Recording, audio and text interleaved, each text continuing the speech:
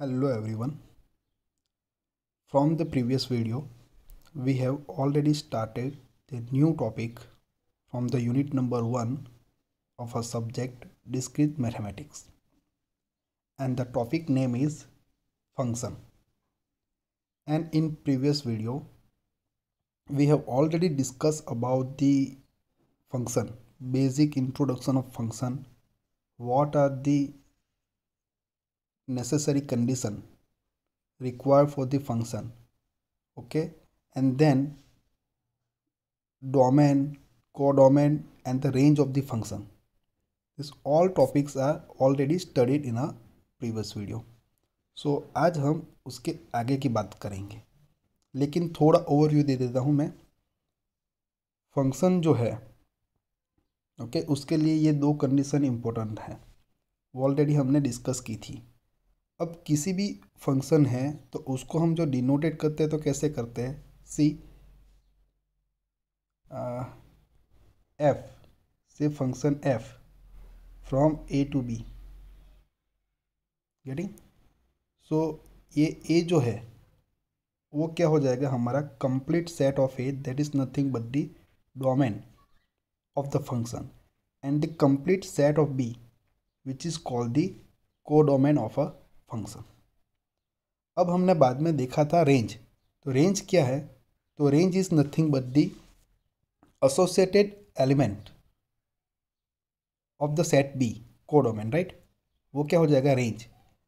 Just for example यहाँ पे एक फिगर है, देखो ये कंप्लीट सेट हम लेंगे तो वो कोडोमेन हो जाएगा, उसमें सारे एलिमेंट आएंगे 1, 4, 6, 9, 16, 18।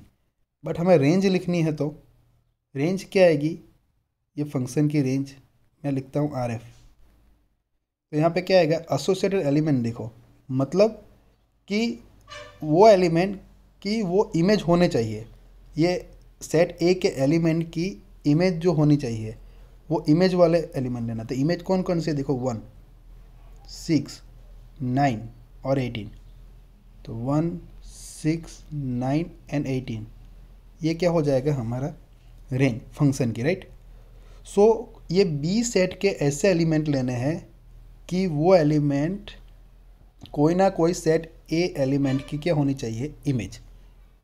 वो आपकी क्या हो जाएगी, फंक्शन की रेंज। अब सारे एलिमेंट ले लेंगे, कंप्लीट सेट ले लेंगे बी, तो वो क्या हो जाएगा, कोडोमेन। और ए का कंप्लीट एलिमेंट ले लेंगे ना, कंप्लीट सेट, तो वो क्या हो जाएगा आपका डोमेन, ओके। तो ये बेसिक हमने ऑलरेडी देखा था। तो आज हम देखेंगे नेक्स्ट, फर्स्ट है उसमें इक्वालिटी ऑफ फंक्शन को, ये पेज पे टॉपिक लिखा है सबसे ऊपर, क्या है, equality of function.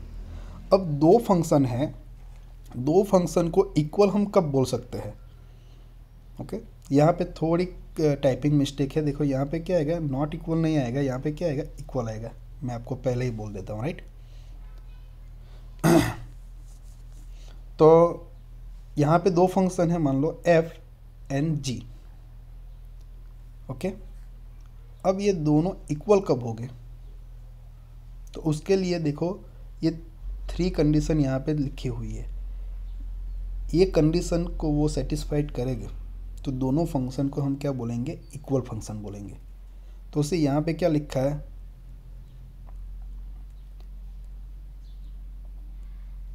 If f and g are functions from A to B, okay.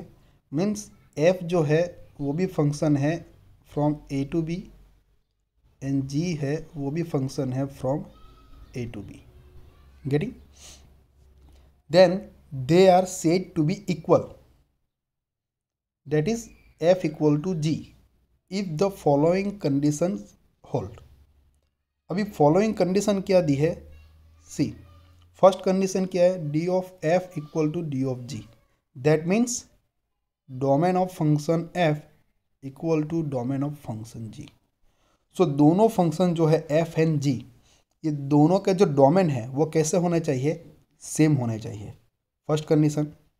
Second condition कौन सी है, देखो यहाँ पे लिखा है R of f equal to R of g, that means R का मतलब क्या होता है, रेंज, तो ये जो रेंज है फंक्शन एफ की और रेंज जो है वो फंक्शन जी की, वो कैसी होनी चाहिए? सेम। आप रेंज की जगह पे यहाँ पे कोडोमेन भी कर सकते हो कि codomain of f equal to codomain of g, वो भी आप लिख सकते हो, राइट। तो यहाँ पे ये सेकंड कंडीशन आ गई।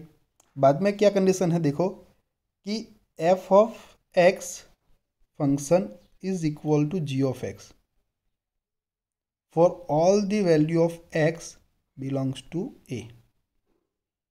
मतलब जो सेट ए है, वो सेट ए में जितने भी एलिमेंट हैं, ओके, वो सभी के लिए ये जो कंडीशन है f x equal to g x, वो सेटिस्फाइड होनी चाहिए, ओके। उसको क्या बोलते हैं? Equality of function.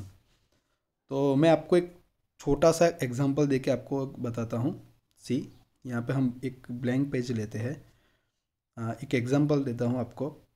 से ए इक्वल टू क्या एक सेट है हमारा, क्या है? 1 and 2, एंड बी क्या है? एक दूसरा सेट ले लेते हैं, वो है 3 and 6, ओके। अब मेरे पास दो फंक्शन हैं, से f x equal to x square plus 2 and g x जो है सेकंड फंक्शन, वो मैं लेता हूँ यहाँ पे 3x, राइट। तो अब हम देखेंगे ये दोनों जो फंक्शन है वो इक्वल है या नहीं।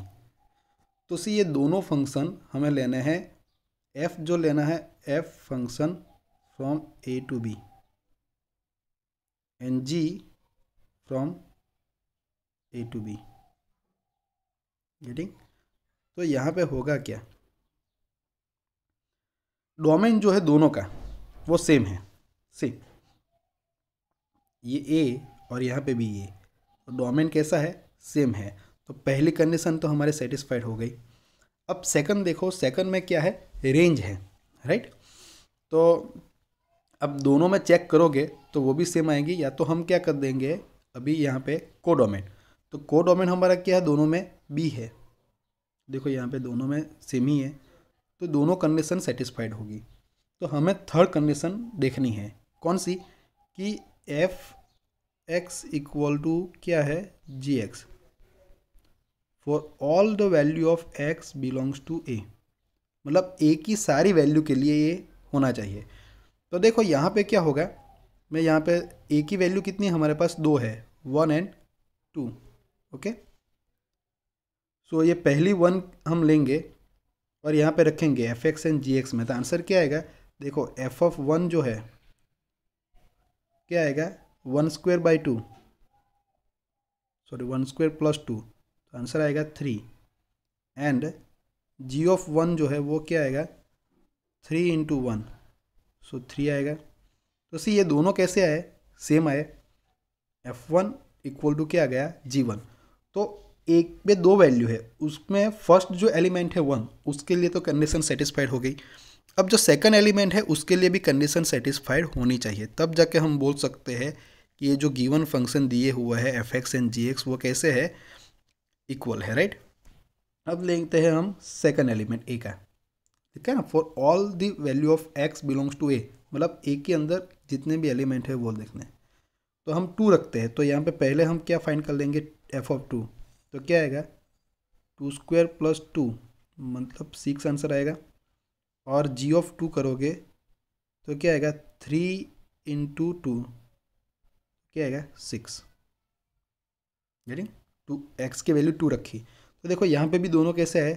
सेम आंसर आया, f of 2 and g of 2 का। तो हम ऐसे बोल सकते हैं ना कि x बिलोंग्स टू a, मतलब for all the value of x, for all value of x belongs to a। हमने दोनों वैल्यू ली 1/2, 1 and 2, उनके लिए क्या कंडीशन आई हमारी? F x equal to g x. तो ये जो थर्ड कंडीशन है वो भी सेटिस्फाइड हो गई, राइट। तो हम बोल सकते हैं कि ये जो फंक्शन है f x and g x, दोनों कैसे है? इक्वल है, ओके।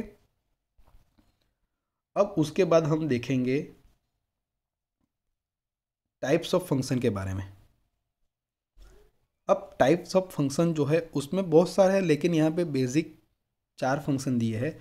उसमें जो इम्पोर्टेंट है वो है पहले 2, ओके, 1 1 एंड यहाँ पे क्या लिखा है, ऑन्टो फंक्शन। ये इम्पोर्टेंट है समझना।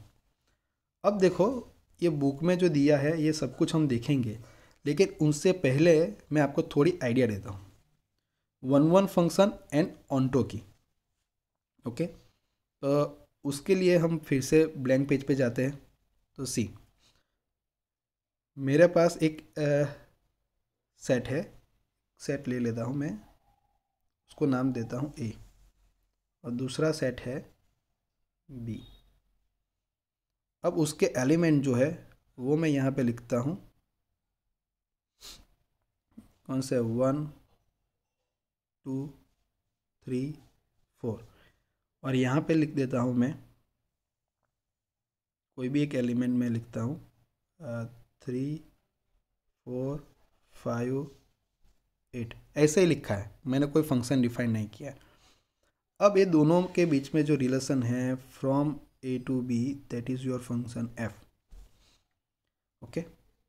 और मैं अभी आपको बोलता हूँ कि ये जो 1 है that is related to 3, 2 is related to 5, 3 is related to 8 and 4 is related to 4, get it. तो ये कंडीशन है। तो देखो यहाँ पे क्या हुआ, सेट ए के जो एलिमेंट है, ओके, सेट ए के जो एलिमेंट है वो each and every element has a unique image in the codomain, means set B. ये ए हमारा क्या है, डोमेन है, और बी क्या है, हमारा कोडोमेन है, राइट। तो क्या होना चाहिए, ए के जो सारे एलिमेंट है उनकी यूनिक इमेज यहाँ पे कोडोमेन में होनी चाहिए। तो यहाँ पे है, देखो ये 3 क्या है, 1 की इमेज है, राइट। सो 1 की ये 3 इमेज हो गई, 2 की इमेज 5 हो गई, 4 की इमेज 4 हो गई, 3 की इमेज क्या हो गई, 8 हो गई। तो सारे जो एलिमेंट है, 4 एलिमेंट है टोटल सेट ए के अंदर, उसकी सभी एलिमेंट की यूनिक इमेज हमारे यहाँ पे बी में है, कोडोमेन में है। तो ये फंक्शन को क्या बोलेंगे, 1 1, गेटिंग। अब उसके लिए हमें थोड़ा मैथमेटिकल लैंग्वेज में लिखना है, तो हम बाद में देखते हैं बुक में से, राइट। लेकिन ये समझना ज़रूरी है कि 1 1 किसको बोलते हैं। अब मैं आपको ऐसा बोलूँ कि यहाँ पे ये 4 जो है वो भी 8 के साथ ही है, मान लो ये 4 जो है दैट इज़ रिलेटेड टू 8, 8 के साथ है, तो इसको 1 1 बोलेंगे, नहीं बोलेंगे, ओके, नहीं बोलेंगे। क्यों, क्योंकि से यहाँ पे ये 3 की इमेज भी 8 है और 4 की इमेज भी क्या है, 8 है। देखो ये 3 की इमेज भी 8 है और 4 की इमेज भी 8 है, यूनिक नहीं हुई ना, गेटिंग। तो यहाँ पे हम 1 1 नहीं बोलेंगे, इसको क्या बोलते हैं, मैनी 1। मतलब ये जो सेट ए के जो मैनी एलिमेंट, मतलब 3 एंड 4, उसकी इमेज क्या है, 8 ही है, मतलब 1 है। तो ऐसी कंडीशन आ जाए ना, तो उसको क्या बोलेंगे हम, मैनी 1। लेकिन 1 1 नहीं बोल सकते। 1 1 के लिए कंडीशन यही होनी चाहिए कि एक के जो सारे एलिमेंट है सभी के लिए हमारे क्या होना चाहिए, यूनिक इमेज हमारी कोडोमेन में मिलनी चाहिए, मतलब ऐसी। इसको 1 1 बोलते हैं। चलो, तो एक कॉन्सेप्ट क्लियर हो गया 1 1 का और मैनी 1 का। अब हम बात करते हैं जो सबसे इम्पोर्टेंट है, वो क्या है, ऑन्टो। ऑन्टो फंक्शन किसको बोलते हैं। तो ऑन्टो के लिए कंडीशन क्या है, मैं आपको शॉर्ट में बताता हूँ कि ये जो कोडोमेन है ना बी, उसमें एक भी एलिमेंट खाली नहीं होना चाहिए, किसी ना किसी ए के एलिमेंट के साथ वो रिलेट होना चाहिए, गेटिंग। उसको हम अलग तरीके से बोलना चाहते हो तो ऐसा बोल सकते हैं कि every element of set B, मतलब every element of set B, या तो ऐसे भी बोल सकते हैं कि every element of codomain, okay, has to be image of at least 1 element of A, getting. मतलब कोई ना कोई एक एलिमेंट के साथ उस एक ही एलिमेंट की वो इमेज होनी चाहिए। तो देखो यहाँ पे ये जो 3 है वो 1 की इमेज है, 4 है वो 4 की इमेज है, 5 जो है वो 2 की इमेज है, एंड 8 जो है वो किसकी इमेज है, 3 की इमेज है, राइट। तो बी के सारे जो एलिमेंट है वो कोई ना कोई सेट ए जो है डोमेन, उसके एलिमेंट की इमेज है। तो ये फंक्शन को हम क्या बोलेंगे? ऑन्टो फंक्शन बोलेंगे। पता चला? अब मैं थोड़ा चेंज कर देता हूँ, यहाँ पे देखो, यहाँ पे फिर से मैं यहीं पे ये कर देता हूँ। देखो ये 4 जो है वो 8 के साथ रिलेट हुआ है। गेटिंग?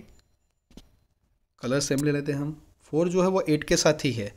तो सी, अब यहाँ पे ये 3 जो है वो इमेज है 1 की, 5 जो है वो 2 की इमेज है, एंड 8 जो है वो 3 एंड 4 की इमेज है।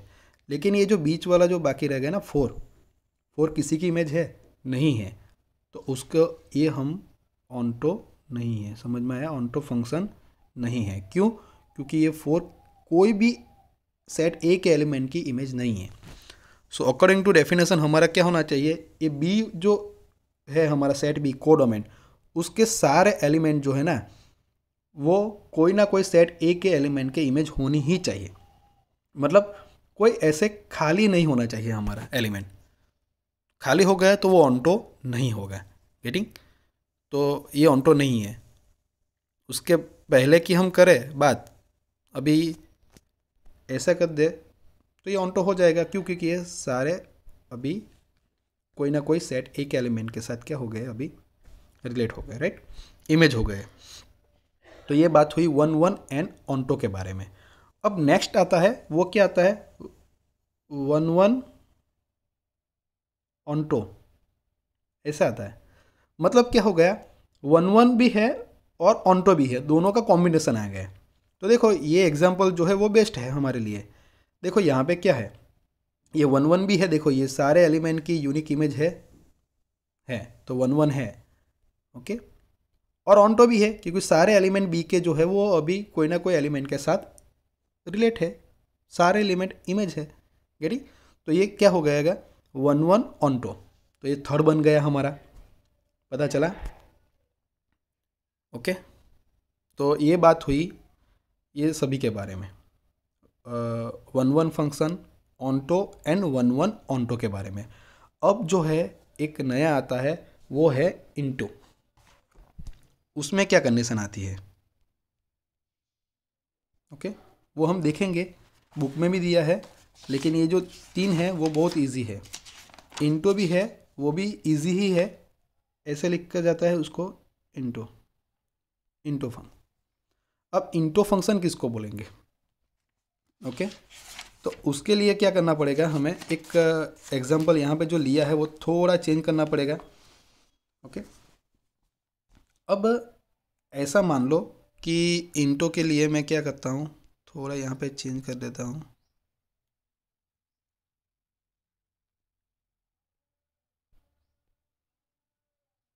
अभी कोई ऐसी वैल्यू हो ये सेट बी की कि उसके साथ कोई भी, मतलब वो जो है वो कोई भी एटलीस्ट एक एलिमेंट की इमेज नहीं होनी चाहिए। ओके। ऐसा कोई सेट बी के जो एलिमेंट है उसके लिए मान लो कि ये 4 है, तो 4 के लिए कोई भी यहाँ पे उसकी प्री इमेज नहीं होनी चाहिए। देखो यहाँ पे एक वर्ड मैं आपको और बोलता हूँ कि ये जो 3 है उसको क्या बोलता है? Image of 1। लेकिन हमें रिवर्स बोलना है तो क्या करेंगे? ये 1 है, 1 को क्या बोलेंगे? Pre image of 3, right? तो यहाँ पे रिवर्स करना है। इंटो में क्या करना है कि ये जो 4 है उसकी कोई प्री इमेज नहीं है। देखो यहाँ पे ये 4 है, इनके साथ रिलेटेड है। देखो, ओके, पता चला? ये 4 जो है उसकी कोई प्री इमेज है ही नहीं, तो इसको क्या बोलेंगे? इंटो। गेटिंग? सभी की प्री इमेज होनी चाहिए। रिवर्स है पूरा। ये 3 की प्री इमेज 1 है, 5 की 2 है, और 8 की जो है वो ये प्री इमेज क्या है? 3 है। लेकिन ये जो 4 है उसकी कोई प्री इमेज ही नहीं है। मान लो ऐसा, ये एग्जांपल मैंने कोई प्रॉपर तरीके से नहीं लिया है, मैंने सिर्फ आपको समझाने के लिए लिया है, राइट? ओके। तो कोई भी मान लेना है कि for at least 1 element of codomain means set B, there exist no element in set A. Getting, समझ में आ रहा है? तो ये क्या हो जाएगा, हमारा इंटो फंक्शन हो जाएगा। इनके लिए कोई भी प्री इमेज जो है वो यहाँ पे आएगी ही नहीं। ओके, तो ये बेसिक मैंने आपको बता दिया है पहले। अब हम वन बाय वन देखते हैं यहाँ पे क्या है वो। ये जो है वन वन फंक्शन है, उसके बाद जो है ये ऑन्टो फंक्शन है यहाँ पे लिखा है, और ये है वन वन ऑन्टो फंक्शन, और ये है इंटो फंक्शन। तो ये जो सारी जो चीज़ें हैं वो यहाँ पे लिखी है एग्जाम्पल के साथ, लेकिन मैंने आपको डायरेक्ट बता दिया है। तो इससे यहाँ पे क्या लिखा है, वन वन फंक्शन में function f from a to b is said to be one one function, और ये वन वन फंक्शन को क्या बोला जाता है, इंजेक्टिव। दोनों सेम ही है। ओके, तो वो हम जो है सारा जो है, ये थोड़ा वीडियो लंबा हो जाएगा, तो ये टाइप्स ऑफ फंक्शन जो है वो आज हमने देखा है, लेकिन एक एग्जाम्पल के थ्रू समझे हैं। ओके, हम ये बुक में से हमने नहीं देखा है, तो जो नेक्स्ट वीडियो है उसमें हम ये बुक में से जो है वो सारा हम वन बाय वन देखेंगे, तो आपको ज़्यादा आइडिया आएगी, राइट।